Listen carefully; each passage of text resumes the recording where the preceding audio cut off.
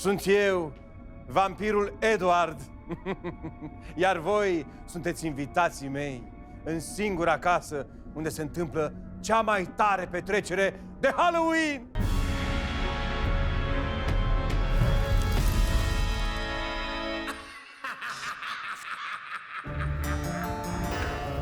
Mi-am transformat casa și am invitat 4 vedete să o descopere. Am gândit un traseu special pe care, dacă îl vor duce până la capăt, vor câștiga marele premiu.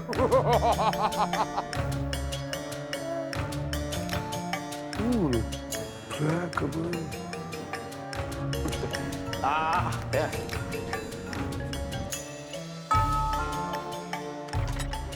N-aș fi putut să refuz invitația la petrecerea unui vampir.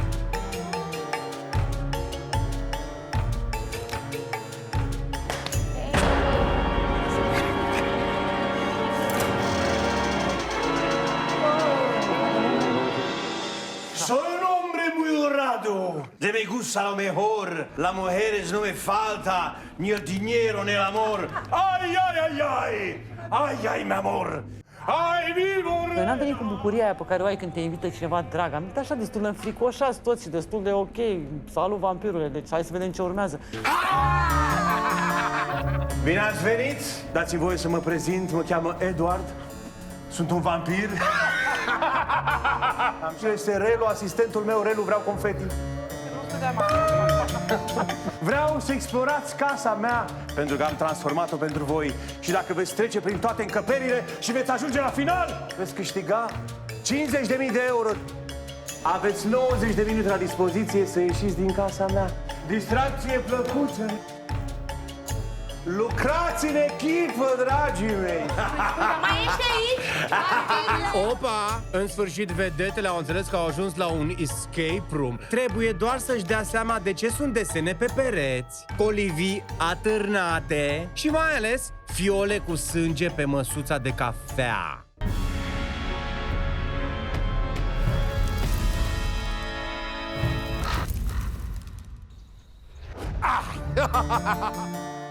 Ce credeți că v-am lăsat singurei, rățuștele mele? Ne-am simțit supravegheați. Ne-am simțit... am simțit o sulă în coaste, așa, un dinte în gât, nu știu cum să zic. Trebuie să spunem, cred că fiecare câte o palmă pe Ia, hai să asta. punem toți. Hai să ia.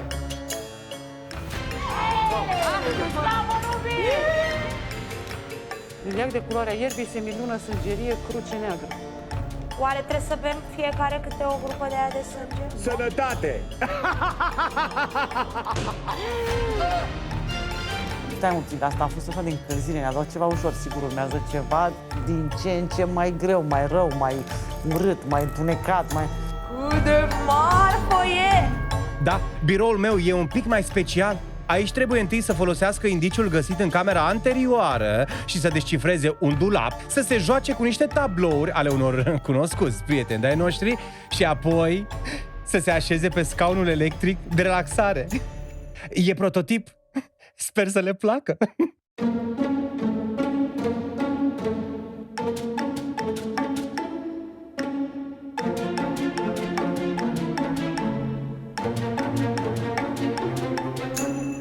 Ok, au rezolvat 2 probleme. Să se așeze pe a 3-a. Surpriza a fost când m-a conectat prima oară. Cred că era voltaj maxim, nene. Până m-am prins eu că el zice ceva acolo și că e ceva ce trebuie să le spun lor, m-a conectat de vreo 3-4 ori. Eu când îl vedeam, îi făcut de. Pe mine mă bucnea râsul.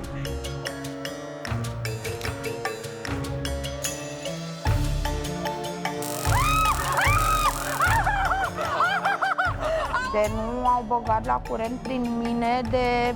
Eu nu pot să mai sting luminat.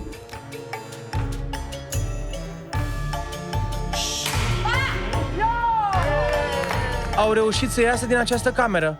Dar treburile de-abia acum încep să se complice. Fiindcă pentru a ajunge în următoarea cameră trebuie să treacă printr-un labirint.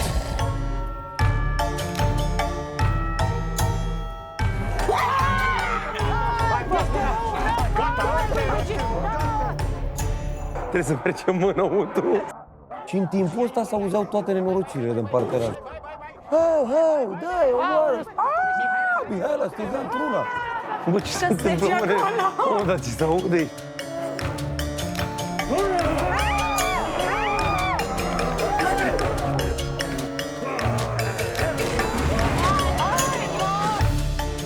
Au ajuns și în camera de fitness.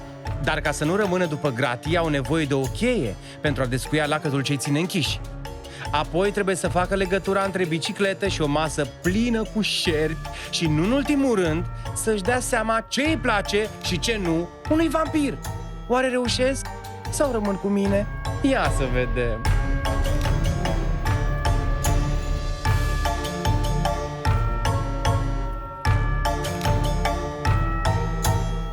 Dă-i la pedală, Rubi, foarte bine. Da, deci cineva trebuie să dea la pedale într-una. Păi așa, și se face lumină.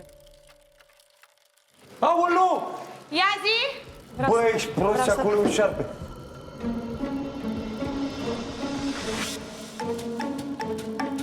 Gata! Haideți să vedem și...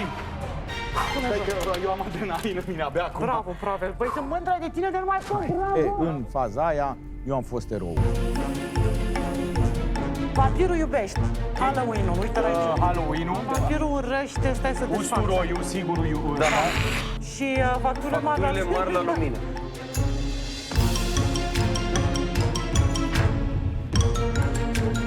Nu se va întâmpla nimic. Asta trebuia să facem în camera asta, să deschidem o ușă și să ne luăm armurile. Scuturile sunt importante. Plasarea lor corectă lasă o rătrușcă pe hol și 3 în cabina telefonică. De acolo telefoane, coduri, se descurcă ei. Deci el săracul ne explica ce vede, vedea niște simbole. Eu le căutam și găseam numai că ea ăla murea de râs, aia țipa. Dar profiziți de mine, nu fiți nebuni. De ce? Bă! De ce? Pe alocuri parcă n-am fost aici. Nu vreau să comentez mai mult. Gata, au ieșit din casă, dar nu sunt încă liberi. Mai au treabă în cimitir. Aici trebuie să se concentreze pe statui, pe urnele din criptă și să caute litere printre morminte. Finalul e aproape.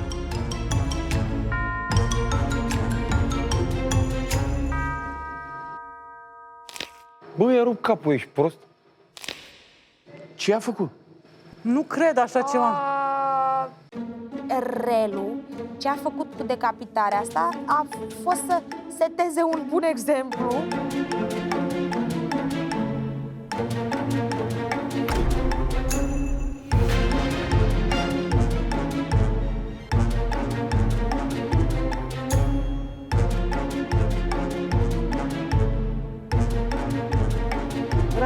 Răzbunat! Yo! Wow! Bine, Pavel!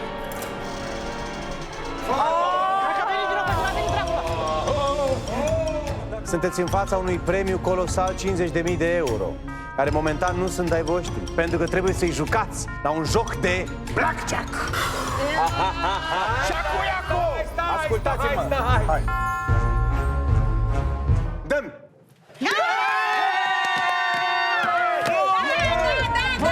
Ați câștigat banii! Am câștigat banii! Am făcut inclusiv cu vampirul, care părea întotdeauna un personaj negativ, un lucru grozav. Pentru că trebuie să recunoaștem că nu numai noi 4 am câștigat cei 50.000 de euro, să-i donăm celor de la Dăruiește Viața, ci și vampirul.